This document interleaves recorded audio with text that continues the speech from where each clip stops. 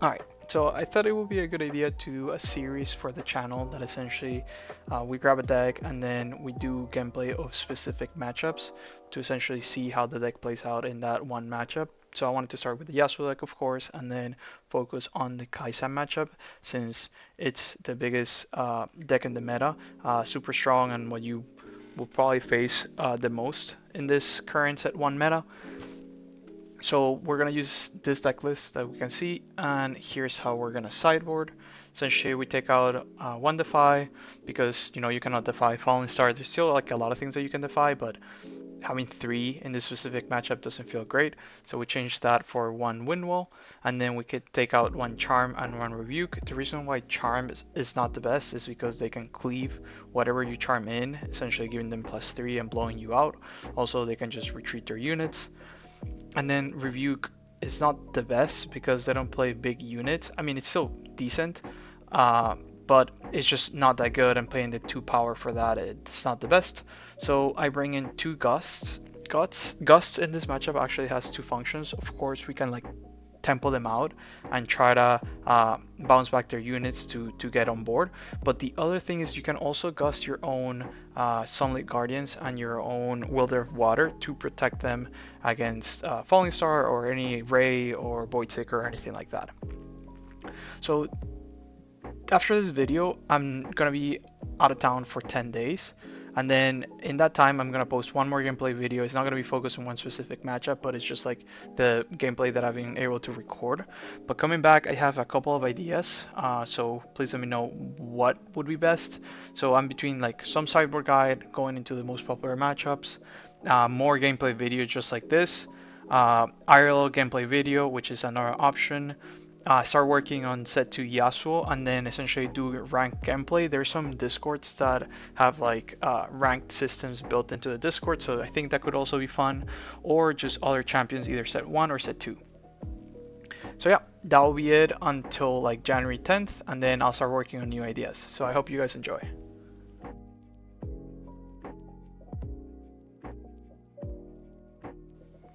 Okay, so here we go first, and we see Mask, Stacy, Ride the Wind, Defy.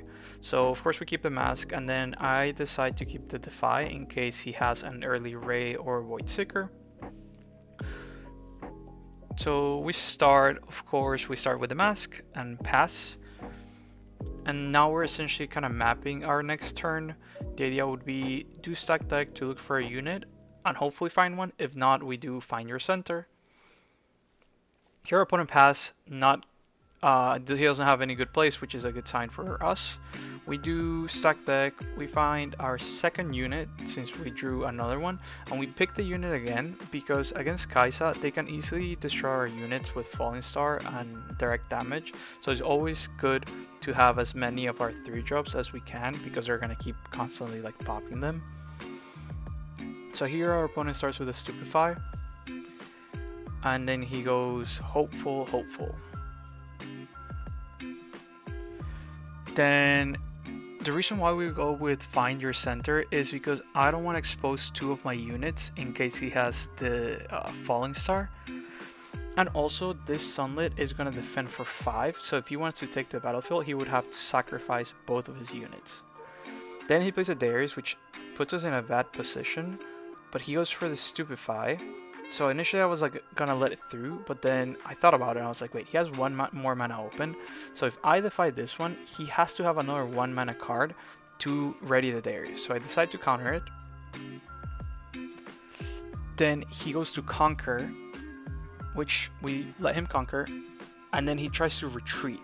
So here we just defy it again because that means that now he has this Hopeful in a bad position, his Darius isn't ready, we are gonna hold and we're gonna be able to take the Hopeful out kind of for free.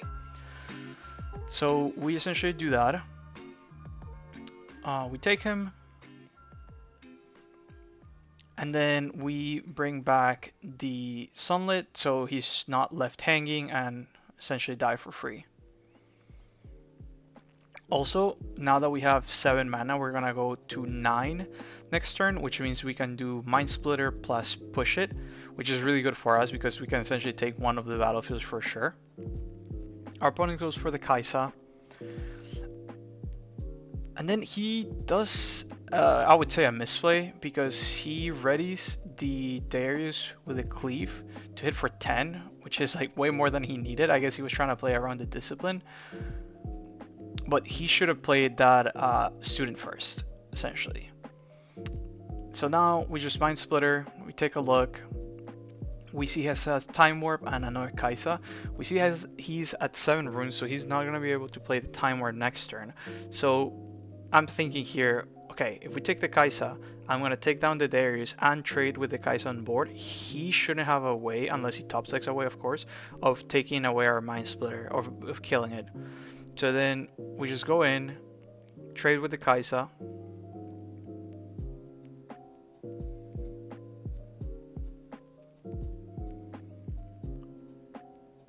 And then we push in our Mind Splitter to take down the Darius. We go to 4 points, putting us in a really good position. So he plays the Poro, and we know this other card in hand is Time Warp, so we know exactly what we need to play around. He conquers there, we hold to 5, and then we have a pretty easy path to victory here, right? We just play the Wielder. We push it in, we know that he doesn't have anything in hand, so he's gonna go to 5. We take the battlefield for free, go to 6. And then I just need to decide where do I want to play the fight or flight. The reason why I go in the Mind Splitter battlefield is because if we manage to hold the battlefield, we essentially go to 7, then we can push back, get the +1 from bar, go to 8, and then attack for 9, which we know they're not going to have anything that can hold for 9, and then he scoops.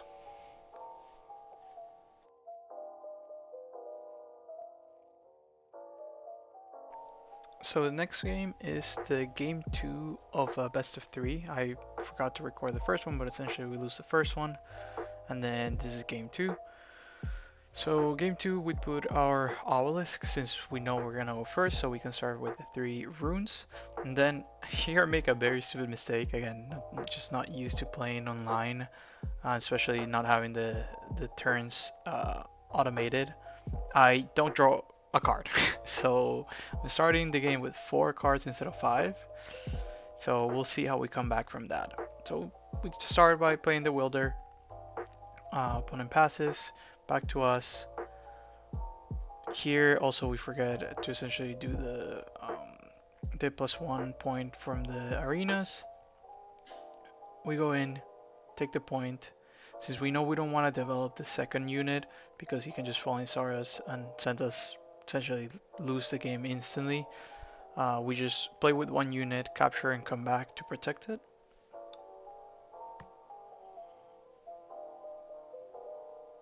Our opponent goes ahead and scores. Plays the Kaisa, accelerates the Kaisa, and gets another point and gets to draw a card. Here we know that he either has a retreat or a stupefy, so worst case scenario we're gonna trade, or he's gonna get the Kaisa out. So we're okay with that. And he does have the stupefy, so we essentially get the trade.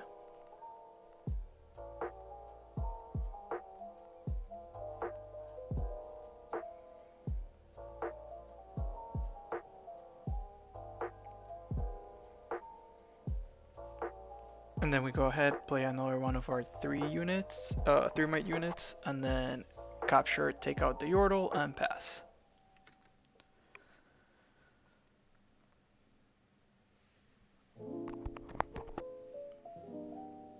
Our opponent plays a Poro, a Hopeful, and passes. So here we go to 4, and we do Find Your Center, again because we don't want to overextend with our second unit.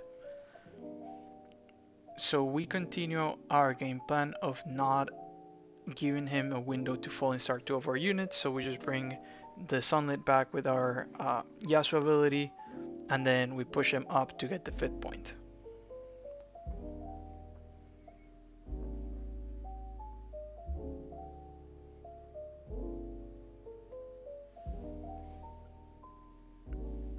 So here comes a Watcher, essentially ensuring that our guy is gonna die for sure. So he's dead. He goes to 4, then goes to 5.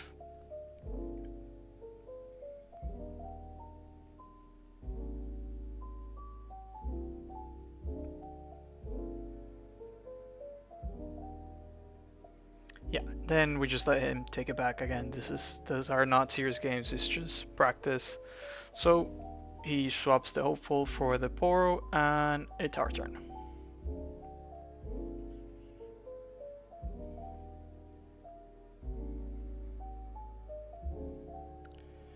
So this one is interesting because I could use the Yasuo and go for the Watcher, but I decided to go to the other battlefield because he's at 5, so we know he's not going to be able to win next turn, and leaving the Watcher on that battlefield means that he cannot use it to try to take our battlefield on the left. Um, so we know if he tries to attack with the Hopeful, he's going to have to use something because our guy is going to be a 5. And we have double end guard in case he has damage or stuff like that. So here I'm debating if I want to use the charm and eliminate the hopeful, because essentially that way he wouldn't be able to get the 7th point and we can get rid of the 4 might. So I'm debating and then decide to do it.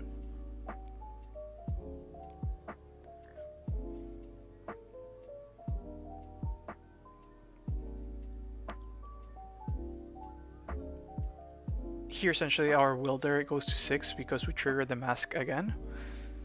And then our opponent decides to change their mind. Essentially they retreat before the charm moves the unit.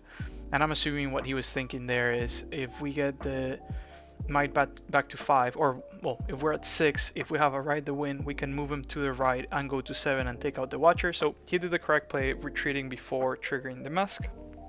And here we overextend a little bit having the second wielder because we have the double on guard, so we can protect it, and we're low cards in hand, and we need to score 2 points next turn, right, if we want to win. So that's why I go with the 2. I decide to save the 1 in the base, because if we try to save the 1 in the battlefield, he's very likely to have Hexray or Voidseeker, stuff like that. And then unfortunately he also has the smoke screen, so he does take out all of our units, and we're in a tough spot.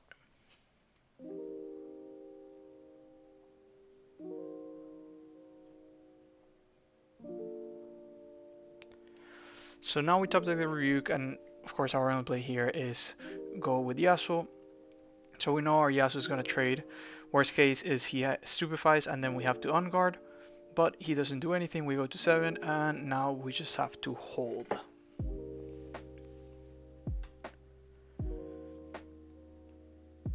So like a true gamer, he has the second Watcher, which puts us in a rough spot.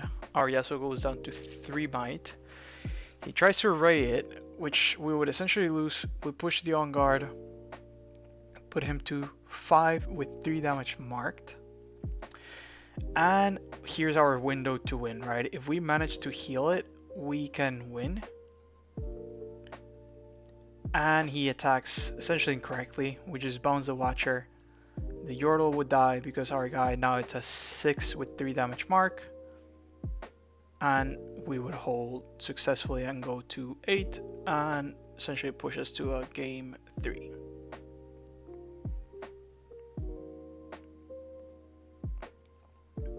So here, this game is tricky. I think the more I play Windwall, the less I like it.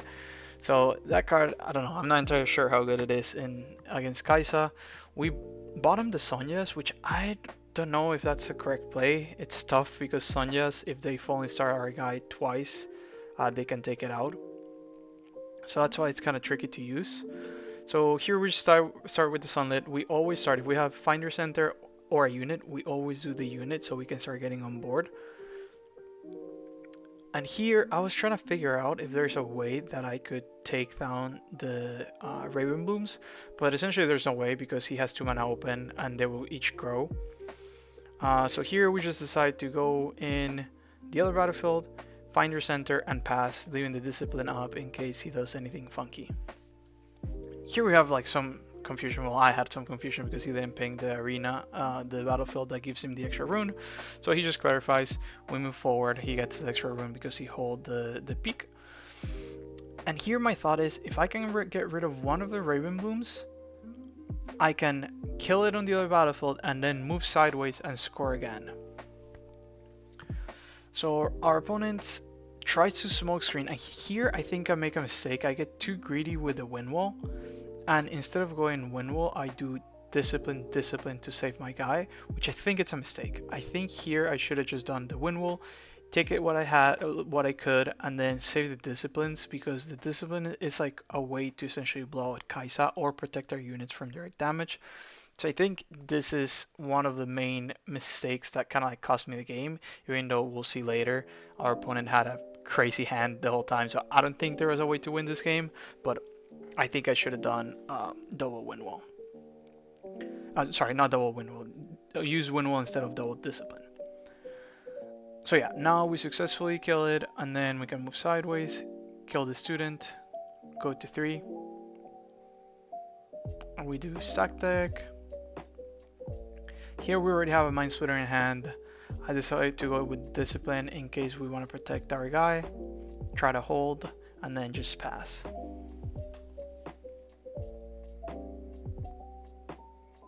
Our opponent goes ahead and conquers on the ganking battlefield. Stupefies our guy.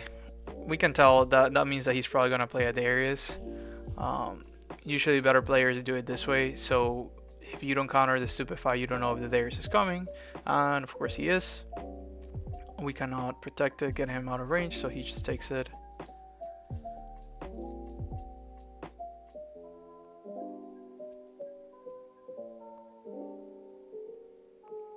And he plays a sentry.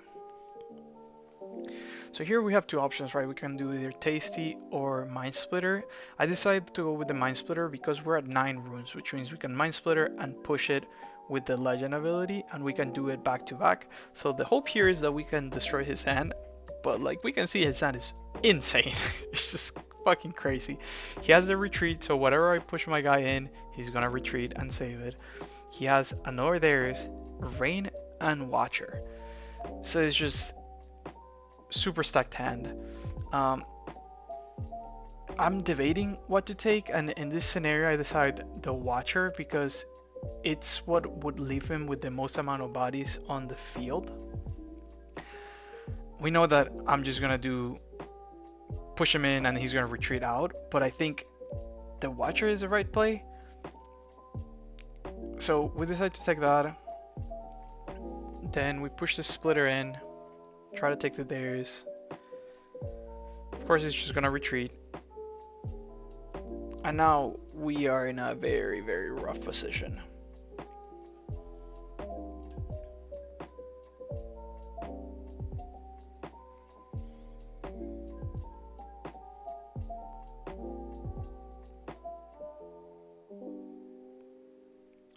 So then he yordles, and then like a true godlike gamer, he draws a card and top decks another Watcher.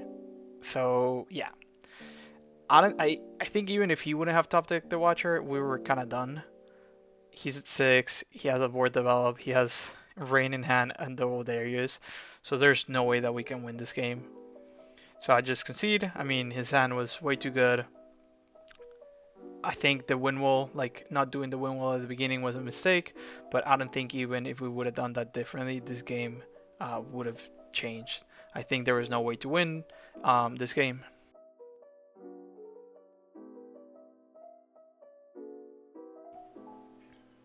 Okay, so this next game we go first. I ended up keeping the Splitter because Splitter is just super good in this matchup. It's not always the right choice to keep him, but since we had the Sonyas and the Sunlight Guardian, I felt pretty comfortable keeping the Splitter. Also, this game is gonna be kind of choppy because I recorded it over Christmas with my 7-year-old laptop, so it's gonna look a little rough. Then here we just play the Sunlit, we pass.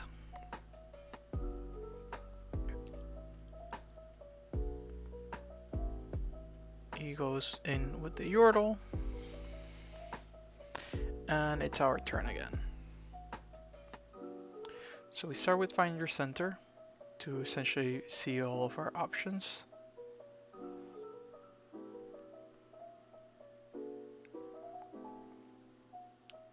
And here I'm debating if I want to play the Sonyas before attacking or try to hide it. Essentially I decide to play it because if the trade doesn't go as planned, we still keep our unit, and also because it's very important, we're at 7 mana, which means next turn having the double splitter, we can do splitter, push it with the Yasuo ability, and then turn after splitter, push it with the Yasuo ability. So that's why staying at 7 here was very important. Then our opponent had some confusion, we clarified in the chat, and then move forward. Our opponent double conquers and passes the turn. So now we go with our plan, we play splitter, and we take a look at their hand. He actually has a pretty good hand, and I'm thinking here if I should take the retreat, the Rain, or the Darius. I decide to go with the retreat because that means we're gonna for sure kill the Kaisa and the Sentry. And then with the cards that he has left, if he reigns, essentially he's going to take the whole turn to clear our battlefield and he doesn't develop anything.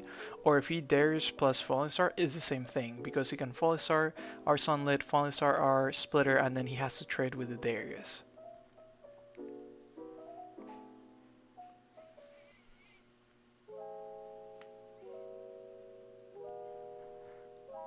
So like we thought, he's going to play the Darius. Also, I should have killed the Sentry before I did the Splitter so we can get a little more information. So that, yeah, that's just something to keep in mind. And then he goes ahead and Falling Stars like we predicted.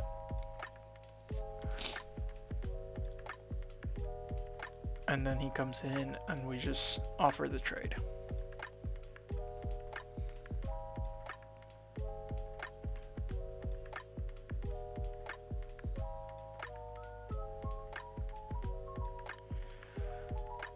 So here, like we had it lined up, we go Splitter again, take a look at the hand. And now he has a Watcher. So this one is interesting because he's gonna be at 7 next turn, so he's not gonna be able to accelerate the Watcher. But I mean, the Watcher is just the best card by far, and if he decides to Rain next turn, it's gonna be the same thing, that he's essentially gonna have no units left, and we would be essentially free to do whatever we want. So that's why he decides to go with the Yordle and try to develop a board, try to get cards. Unfortunately for him, he doesn't find anything since he passes with 4 runes opened, and we know exactly what he has in hand. And then we get 2 stack decks, which lets us take a look at essentially 3 cards. Here we see the Wielder, Fighter Flower Charm, and then here I'm trying to decide. I decided to go with the Wielder since we don't have any other units in hand at the moment, and we can also essentially use it if we want to conquer, or we can just move the Splitter down with our ability and then move the Splitter up. Here the computer is chugging along. For some reason it doesn't render the image, but we decide to take the Defy to essentially have an extra layer of protection in case he wants to do anything funky. So here we just move the Splitter back with the Legend ability, push him up. We go to 5, and here our opponent is having some connection issues. And I was debating if I should play the Wielder or not, but I decided to essentially pass without playing him, and the reason is we know he has the Rain, so if we play him, he's most likely gonna Rain and then take both of our units, and we have a pretty good amount of combat tricks in our hand. So here he went a little too fast. I decided to defy the first cleave, and that puts our opponent in a tricky position because he can only get the Yordle up to 5 might, and we still have 4 runes up. So then he goes for the double falling star, which puts us to 6 damage, and then we just ride the win away. So essentially how this is going to work is the battle on the left battlefield finishes, our Mind Splitter heals, and then we score the point on the right battlefield since we haven't scored that turn, and then we hold to 7 because now we start the turn with holding the battlefield on the right, and then we can easily just lower the splitter with our Yasuo Legend ability and then go up and fight the Yordle and take the game 1. Then we go to game 2. Our opponent's gonna end up rage quitting after a little bit, but I just wanted to show game 2 because there's some, I guess not important decisions, but some of the card choices that we've made gets displayed. And I also think it's funny when people rage quit in online simulators.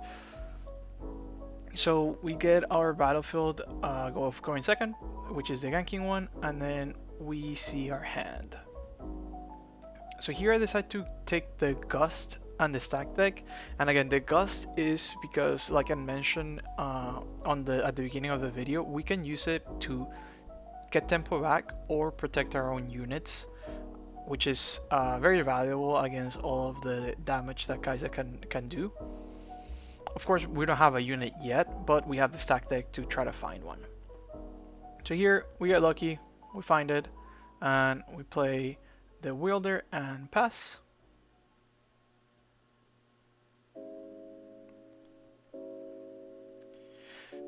The reason why I play the Wielder without passing and essentially waiting until we had more mana to protect it with the Fire of the Gust is because our opponent didn't play a turn 1 unit, which means that if they Falling Star having 4 runes up, they were just gonna Falling Star and do nothing because they didn't have the turn 2 play, right? So that's why I felt like more comfortable doing it. Here we do what I talked about on the deck profile, which is just push the unit into the ganking battlefield with our Yasuo Legend ability, and then use the ganking to also score in the second battlefield. And here our opponent, I think, is just tilted at this point, and he does a pretty shitty play, I would say, because he just decides to attack with 1 mana open. We have 3, and he just has Stupefy. So he just tried to Stupefy our guy, which puts us at 3, and then we just let it happen. We have the Discipline, so we just go to 5. He's gonna lose the Kai'Sa and essentially lose the game, so he just decides to rage quit after that. So those are the games. There's some better than others. I wish I would have gotten more competitive opponents and stuff like that, but I was in time crunch, so this is what I could get.